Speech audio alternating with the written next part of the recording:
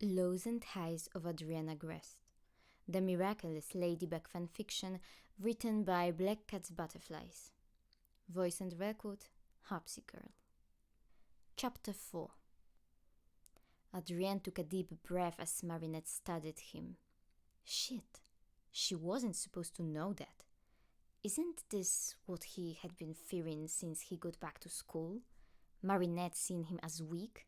Seeing him as gross and crippled and pathetic? What?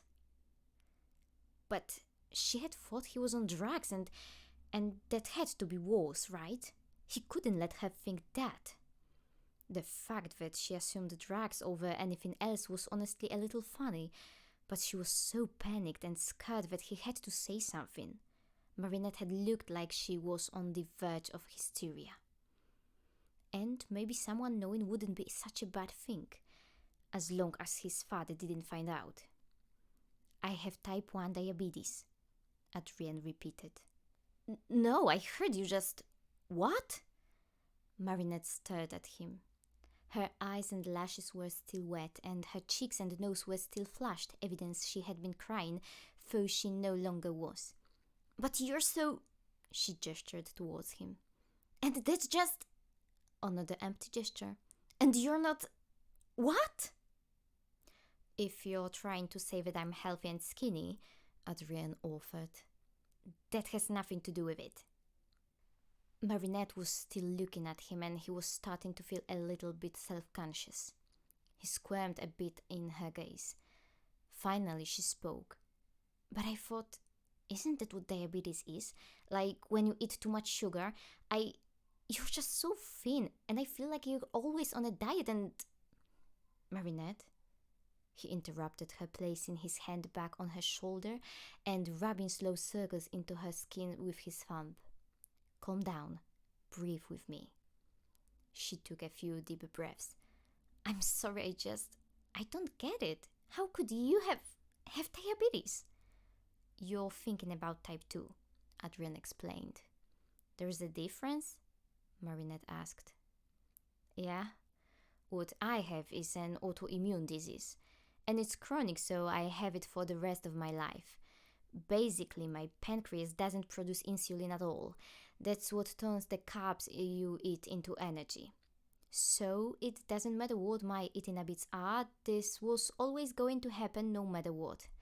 I have to give myself shots every time I eat carbs. And in order to find out how much to give myself, I need to do algebra. He chuckled. Marinette wasn't laughing. Clearing his throat, he moved on. My blood sugar can go high if I don't give myself insulin, and that leads to kidney failure, which is why I was in the hospital. That's how they diagnosed me. But I also gotta be conscious of the fact that I could also go low, which has never happened yet actually. Either from too high a dose of insulin or stress, exercise, basically anything that burns carbs. And low blood sugars can lead to fainting, seizures, paralysis. Oh! Marinette tackled him back against the couch. She squeezed him tight and he felt a wet patch form on his shirt. Marinette?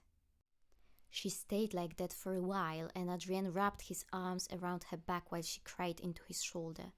He really hated this. Seeing her this upset, but in a way, it was amazing. Did she really care about him this much? His heart fluttered. That's not fair, she sobbed, and looked up at him. He saw more tears streaming down her cheeks, and a pit formed in his stomach. You really can't get rid of it? Nope. Marinette moved, and they were both able to sit up, though she kept her arms wrapped tightly around him. Who else knows? No one, Adrien admitted, and Marinette's eyes widened. Well, besides my father, Natalie, and the gorilla. That's it? No one else? She furrowed her brows. My father thinks it's bad for the brand, he shrugged. I mean, you're not required to tell anyone unless you want to, Marinette said. But have you been getting support? I know your father isn't the most caring person in the world. Adrien tried to ignore the sting he felt from the truth of that. He hated to admit it, but she was right. I mean, he took some time off from work for the past 3 weeks, just to make sure I didn't die, I guess. He laughed again. Marinette still didn't think it was funny. She glared at him. Adrien, nothing about this is worth laughing over. You're trying to hide your trauma, and it's not healthy, she said. Marinette, I'm fine, he countered. It's not trauma, and I'm over it by now, as I should be. His father told him that. It's almost been a month, and Agreste didn't cry about silly stuff like this. She looked at him skeptically, but said nothing. Back to not telling people, he changed the subject. I wanted to, I promise I did. Maybe not everyone, but definitely Nino, Alia, you. He smiled, and Marinette blushed. But I really couldn't. Well, you're lucky I'm the only one who really pays attention to you in class then, she muttered. For the past week I've been really worried about you. Nino was concerned when you first came back, and of course he noticed how off you've been, but that's it. I tried talking to him and Alia about it, but I thought we should respect your privacy. But you didn't listen to them, he smiled. Well, like I said, I was really worried, and then I found a needle on the floor. She threw her hands up. I didn't know what was going on. You thought I was on drugs, Adrien sniggered. Of course I did. It's just really funny. Adrien, it's really not. He sighed. Okay, I'll stop. But does anyone else think that too? No, I'm the only one, I think. Okay, Adrien said. And by the way, I'm really glad that you know now, he said honestly. I'm kinda getting tired of lying to everyone. You shouldn't have to. No one should need to keep secrets they don't want to keep. He tried not to think about all the other secrets he was forced to keep. Marinette pulled him into another hug. And I promise I won't tell. Thank you, Marie. She nodded into his shoulder. And you're not mad that I searched your back? She said as she pulled away. Because if you are, then I totally understand. I'm not. I promise. He grabbed her hand, stroking the back of it. I'm honestly, really happy that you care about me that much. Marinette smiled. I do. Adrien, like I said, I care about you so much, and I'm always here for you if you need me. Thank you. He was over the moon. Marinette cared. Marinette would never leave his side, and maybe she would want him. Maybe this didn't matter to her. Maybe he didn't have anything to be worried about in the first place. He smiled a goofy smile. Should we eat? Marinette asked. Yeah, he said. Let me just go give myself that shot. He knew, just like him, Marinette was a bit squeamish around needles, and though he trusted her, maybe the conversation was enough for one day. I'll go heat up the mac and cheese, she said. I'm sure you'll love it. I'm really proud of you, Adrien, Plaque said, floating out of his overshirt once they got into the bathroom. Telling pigtails was a good choice.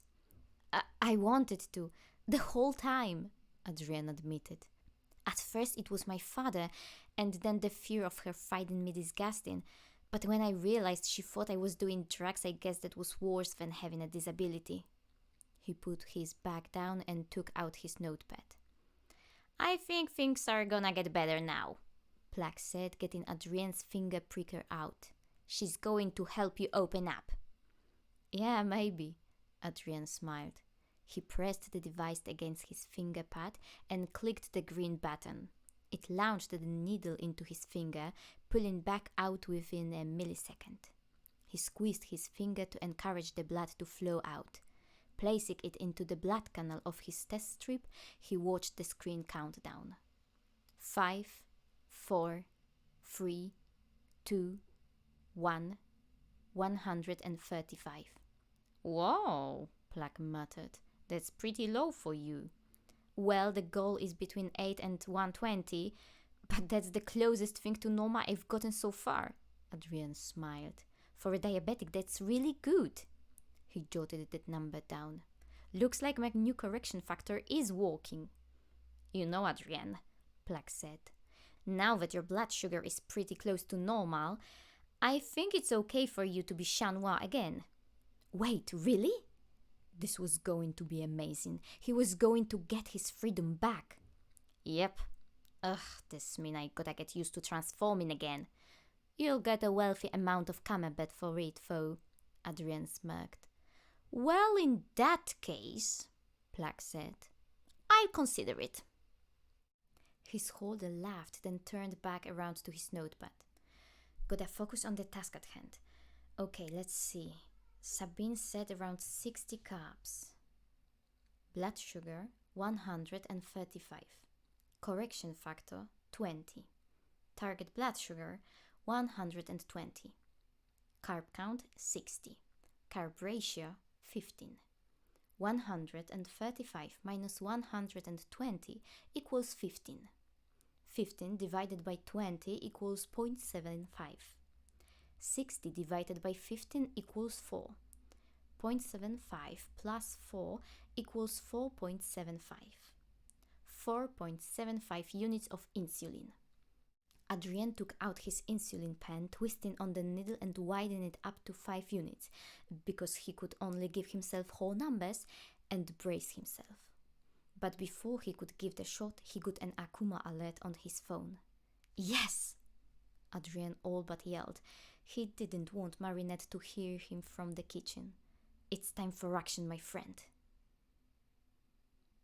Marinette! Tiki flew out of her chosen's purse, who was busy scooping the mac and cheese into bowls. What's wrong? She asked. Check your phone, the Kwami said. There's an Akuma attack at the park. Marinette's eyes widened and she hurried over to the window, peeking out of the curtains. Sure enough, there was a black figure shooting purple beams out of a scepter at innocent civilians. Adrien!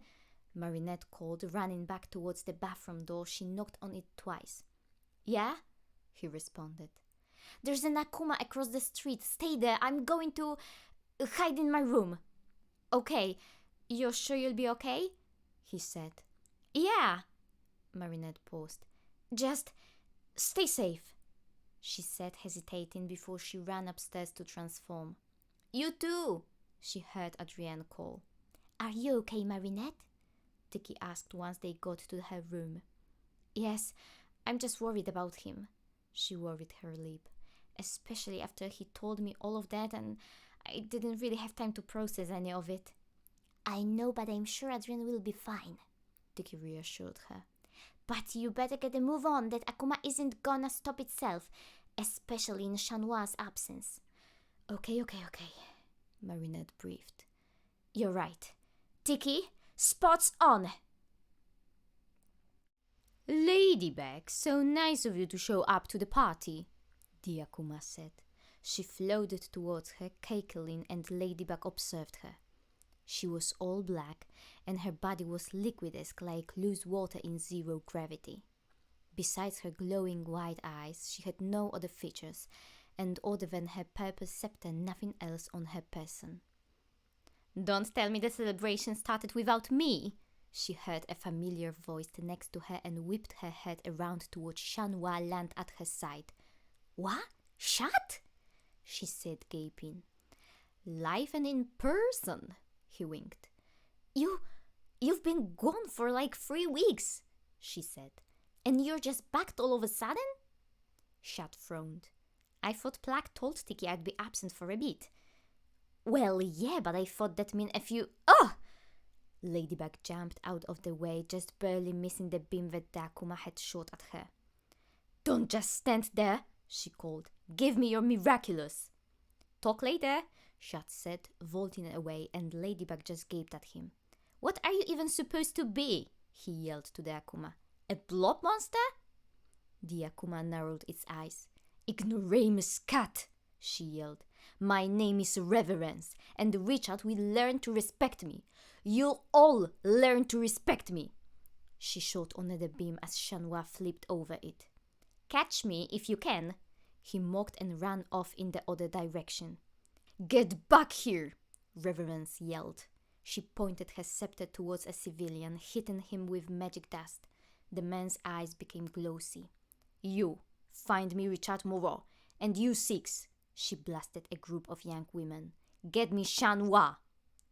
Okay, so her power is hypnosis, Ladybug thought. Very original, monarch. Basically, she's a copy of Princess Fragrance, she said to no one in particular. The man Reverence was controlling suddenly started running into alleyway. Ladybug caught up to him just in time to see him corner another, much younger man. Help! He shrieked, and she swooped down to pick him up before heading back to the roofs. Once she found a good hiding spot behind a chimney, she let him down. Oh, Ladybug, thank you for rescuing me. Are you Richard Moreau? She asked. Why, yes I am. Have you heard of me? She ignored the question, already being able to tell that the man was snotty. Unfortunately, the Akuma's after you. Richard rolled his eyes. Yes, that would be my employee Bridget Garnier, he said as Chanwa landed beside them. She's upset because I didn't give her a raise. Well, why was she asking for one? Chad furrowed his brows. She made up some sob story about her finances. Apparently, her insurance sucks. Richard rolled his eyes once more. She claims that she needs to pay for stuff straight up. If you ask me, it's absolutely ridiculous. I pay her more than enough, he scoffed. Plus, Bridget's not even that valuable to the team. Firing her would do nothing.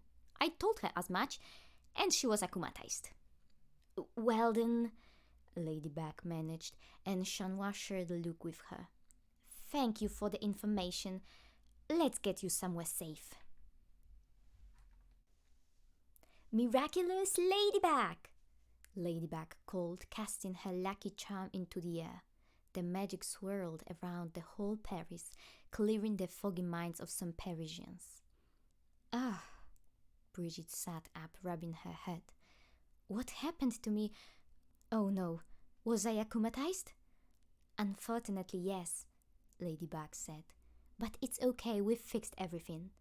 Did I hurt anyone? No one was physically harmed, I promise. Is Monsieur Moreau angry? Ladybug stuttered. I'm not really sure. I can't afford to lose my job, Bridget cried. Chanwa stepped forward and kneeled on the pavement next to her. Bridget, can I give you a hug? He asked, and she nodded. Everything is going to be okay, I promise you. This was another part of the job that he missed. It was nice to comfort others again. After a few minutes, Bridget was on her way and Chad turned back to Ladybug. Can we talk now? She asked him. I've got 2 paw prints left.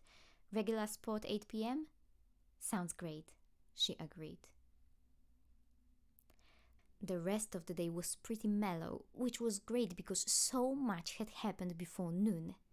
Lunch was extended due to the attack, meaning Adrien and Marinette were able to finish their mac and cheese before heading back to school. As they ate, he noticed how normal she acted. Usually when Marinette was flustered or uncomfortable, she was all over the place. But she was treating him exactly the same. He really did have nothing to worry about. After the final bell rang, he had piano and Chinese lesson for the first time since starting school again, a lonely dinner by himself, and finally he worked on some homework. Plaque came to get him around 10 to 8 p.m. and he transformed to meet up with Ladybug. Hey, my lady, he said as she landed next to him. Hello, partner, she grinned. Mind if I pop a squat? Not at all. And Ladybug sat down. So, she started. First off, I'm glad to have you back. I'm glad to be back. Chad sighed, kicking his legs, which were hanging off the side of the roof. Being Chanois is always when I feel the freest. I missed it a lot. It feels so good to be vaulting around Paris again. Ladybug smiled at his giddiness. So where were you for so long? She asked. Plague told me you were only gonna be out for a little while. I'm not sure how much I can say without revealing my identity, he said. Speak as vaguely as you can, Ladybug encouraged. Okay, he thought of a good way to approach this. I'm sick, I guess. You guess? Yeah, I was sick, and now I'm sick in a different way, but this kind of sick doesn't go away. You've lost me. Ladybug furrowed her brows. Okay, I got really sick. That's when Plague told you I'd be out for a bit. I couldn't even go to school for a week, and it probably wouldn't have been good for me to be out on the battlefield. He breathed out a chuckle. I got sick because I have a chronic illness, and it had just appeared this year. And since we never knew that I had it till now, I wasn't taking the medication. So I got sick. Really sick. He turned to Ladybug, whose eyes were wide. What? But I'm okay. I'm okay now because I'm taking the medication and now I won't get sick again, he said, and Ladybug just blinked at him. You're okay? She said. Shut, you were gone for 4 weeks because you were sick and you're telling me you're okay? He trailed off. Yes? You're something else, she said. I promise you I have everything under control, he swore to her. But I gotta go. Wait! Ladybug stood up with him and wrapped him into a huge hug. I love you. You're my best friend. And I'm sorry we have so many walls up and you can't tell me more. Shad hugged her back, eyes wetting. You're my best friend too, he muttered. And it's okay. Don't worry about me. That's gonna be impossible now, she said as she pulled away. Well, you're gonna have to find a way to stop, he smiled. Good night, my lady. Good night, kitten.